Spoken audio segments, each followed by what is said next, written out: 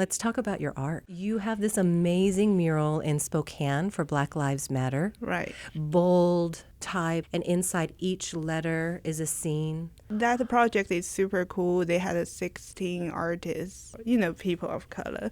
And then we all get together to paint this mural, and I got the fourth T. So it was a collaborative. Yes. So my concept for that mural was flowers from Africa.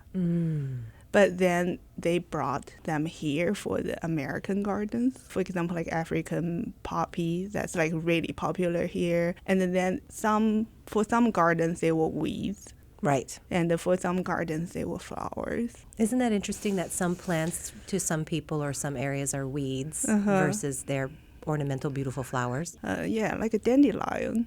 Like a dandelion is a kind of medicine in China. Like for all the kids, that's like the way to make a wish. Like it's so dreamy. And then for the older generation, that's food, that's Chinese medicine, and it's weed here. Can you tell us the story about your grandfather and the significance of indigo? When I was young, I think he was probably the first artist I have ever met. So he was like super radical, because he was born in this very, very old-fashioned family, and like he feel like, I hate my whole life. I hate my super traditional dad. I'm going to do something really new. And he went to this like really good high school, and then he started publishing a lot of writing, like very, very critical and very, very radical writing on the newspaper, and that definitely got him into trouble.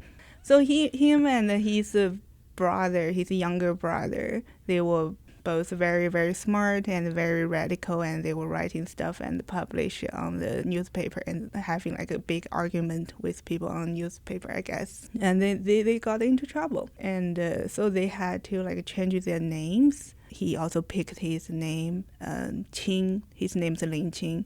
And Qing means indigo. And his little brother is Bai, Lin Bai. And Bai means white. So there's a phrase in China, this indigo and white, nothing to hide. So they want to tell people that they are completely honest, that they have nothing to hide. Wow. Yeah. And how has that influenced you and your parents? Yeah. So my grandfather was a very weird old person, I would say. He would tell me all these terrible stories happened to him, like they burned all his books and stuff like that. And I was like so traumatized. So that time I just started learning the Marxism, the philosophy. And then the goal of Marxism is everyone like live in a communist world and harmony and working together, motivated, right? But at the same time, like on the news, there were just so much like negative things about like other countries, right? And I would ask my grandpa, so if our goal is to live in a world everyone loves each other, like why do we have to hate like Americans? And my dad was completely shocked. He was like, I don't know what to say. And then my grandpa would say, good girl. Keep thinking this way. You can do it.